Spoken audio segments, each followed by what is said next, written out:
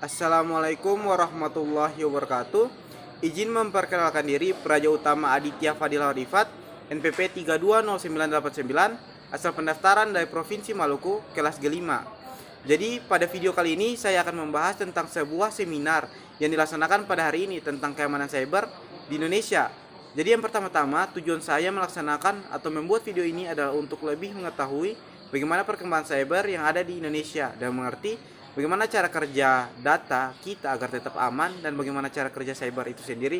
Jadi tujuan lainnya adalah dengan mengetahui kenapa sering sekali penyerangan terhadap data-data yang ada di Indonesia dan sulit sekali untuk didapatkan.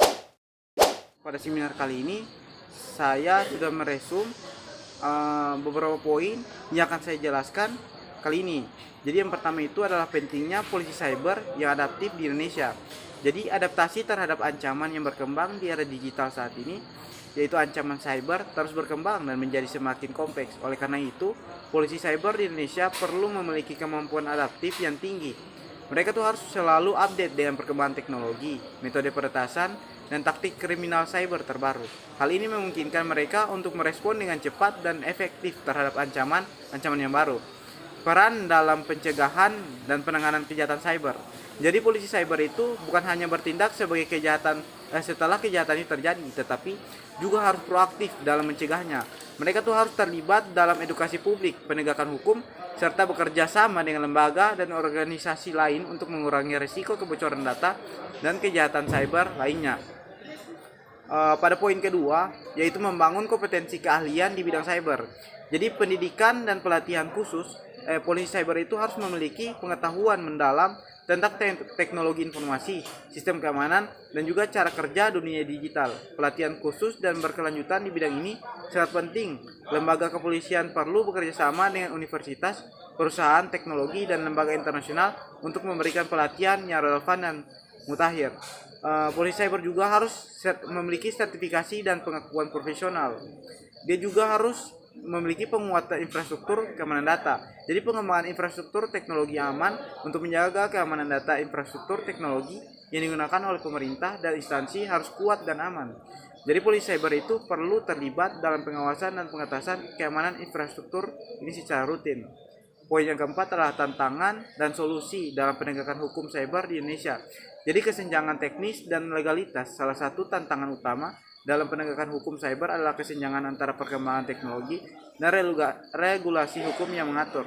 Jadi polisi cyber itu perlu berkolaborasi dengan pembuat kebijakan untuk memastikan bahwa undang-undang di Indonesia mampu mengakomodasi perkembangan teknologi dan kejahatan cyber yang terus berubah. Kesadaran dan partisipasi publik. Jadi kesadaran masyarakat tentang pentingnya keamanan data juga perlu ditingkatkan. Jadi polisi cyber ini dapat memainkan peran penting dalam mengedukasi publik tentang risiko cyber dan bagaimana melindungi diri mereka secara online. Pada poin kelima, masa depan polisi cyber di Indonesia. Jadi integrasi dengan teknologi AI dan Big Data. Masa depan polisi cyber mungkin melibatkan penggunaan kecerdasan buatan atau AI dan Big Data untuk mendeteksi dan mencegah kejahatan cyber secara lebih efektif. Penggunaan teknologi ini dapat membantu dalam memprediksi ancaman potensial dan memberikan respon yang lebih cepat. Jadi pengembangan polisi cyber ini yang multidisipliner adalah di mana masa depan polisi cyber mungkin tidak hanya terdiri dari ahli teknologi, tetapi juga melibatkan ahli psikologi, hukum, dan komunikasi untuk menangani aspek-aspek berbeda dari kejahatan cyber. Dengan membangun polisi cyber yang adaptif, berkompeten, dan didukung oleh infrastruktur serta kerangka hukum yang kuat, Indonesia dapat menjadi lebih tangguh dalam menghadapi ancaman cyber di masa depan. Ada beberapa pertanyaan yang diajukan oleh beberapa orang kepada pemateri. Dari beberapa pertanyaan tersebut, saya tertarik dengan salah satu pertanyaan yang saya dengar, yaitu salah satunya adalah dunia akan terus bertransformasi dan berubah-ubah dan perlu akan adaptasi dengan seiring perkembangan zaman. Menurut Profesor, seberapa adaptif ekosistem cyber Indonesia dalam menghadapi transformasi dan perubahan-perubahan yang ada di dunia? Pertanyaan ini ditanyakan kepada Pak Domingus selaku pembicara dalam seminar kali ini. Dia menjawab bahwa evolusi terjadi mulai dari generasi pertama sampai dengan generasi kelima dan juga generasi yang kelima ini adalah mix dari generasi pertama sampai generasi kelima. Dia menjelaskan bahwa generasi pertama itu membutuhkan pasukan yang besar dan kekuatan yang besar untuk bisa menang dalam perang. Pada generasi kedua itu tentang manuver tembakan. Pada generasi ketiga menyangkut tentang teknologi pada teknologi. Pada generasi keempat berbicara tentang asimetri, satu merubah mindset dan cara berpikir. Pada generasi kelima itu sudah menyangkut tentang cyber dan informasi, dan ini adalah yang sangat penting. Ruang fiber itu adalah spektrum yang menghubungkan dengan internet dan teknologi informasi. Di Indonesia sangat luar biasa proses adaptifnya karena sangat cepat beradaptasi dengan perkembangan baik pada peran generasinya. Di seluruh kementerian lembaga melakukan update tentang berbagai fitur-fitur yang ada di setiap perangkat keras lunaknya, dan mereka juga mengumpulkan informasi tentang penyerangan terhadap cyber itu sendiri sebagai acuan untuk menjadi obat jika ada serangan-serangan cyber yang sama, sehingga kita sudah mendapat atau memiliki pedoman untuk mengatasi terhadap serangan cyber tersebut. Selanjutnya, penelitian terhadap alur-alur yang terjadi itulah yang sendiri adaptif terhadap perkembangan yang ada. Semua tahapan itu sudah dilakukan secara terus-menerus dan menurunkan pemahaman terhadap masyarakat. Dia juga mengatakan bahwa kelemahan Indonesia sendiri adalah di sumber daya manusia, memiliki sumber daya manusia yang memiliki kemampuan mengerti tentang cyber security, sehingga pada kasus kemarin kompetensi sumber daya manusia dalam mengelola pusat data begitu sangat minim sekali, sehingga ini hal yang sangat penting, yaitu SOP sumber daya manusia dan infrastruktur untuk terus-menerus adaptif terhadap perkembangan yang terjadi. Pemahaman tentang keamanan cyber atau cyber security sangat krusial bagi Anda sebagai mahasiswa Institut Pemerintahan Dalam Negeri atau IPDN, khususnya dalam prodi Teknologi Rekayasa Informasi Pemerintahan. Berikut ini adalah pengembangan lebih lanjut mengenai pentingnya pemahaman ini dalam konteks tugas pemerintahan.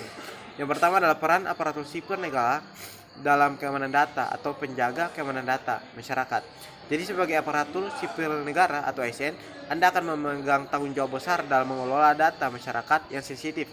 Data ini mencakup informasi pribadi, data kependudukan, data keuangan, dan banyak lagi.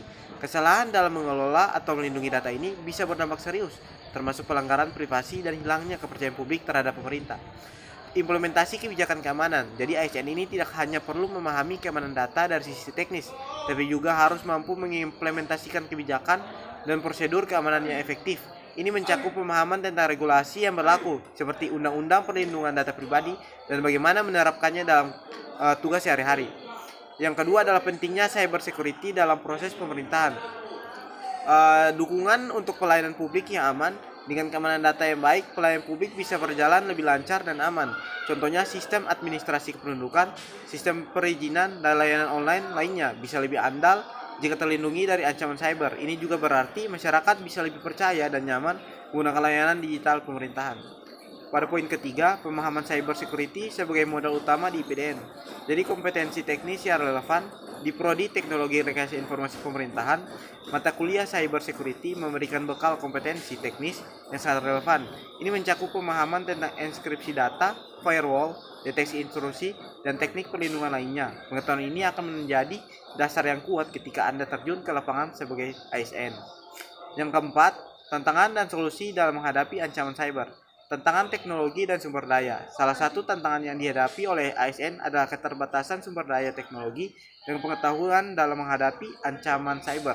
Menghadapi ini penting untuk selalu berpartisipasi dalam pelatihan dan sertifikasi yang bisa meningkatkan kompetensi Anda. Pada poin yang kelima, kontribusi mahasiswa IPDN dalam penguatan cyber security. Jadi inovasi dalam pengamanan data sebagai mahasiswa yang belajar di Prodi TRIP, Anda memiliki peluang untuk berinovasi dalam bidang pengamanan data. Anda bisa mengembangkan aplikasi sistem atau prosedur yang bisa diterapkan di berbagai instansi pemerintahan untuk meningkatkan keamanan data. Kesan saya pada seminar kali ini, saya mendapatkan pemahaman mendalam tentang cyber security. Saya juga memiliki keunggulan kompetitif dalam menjalankan tugas sebagai seorang ASN, serta berkontribusi signifikan dalam menjaga keamanan data, masyarakat, dan integritas sistem pemerintahan di Indonesia. Mungkin sekian yang bisa saya sampaikan pada video kali ini. Saya tutup dengan wassalamualaikum warahmatullahi wabarakatuh.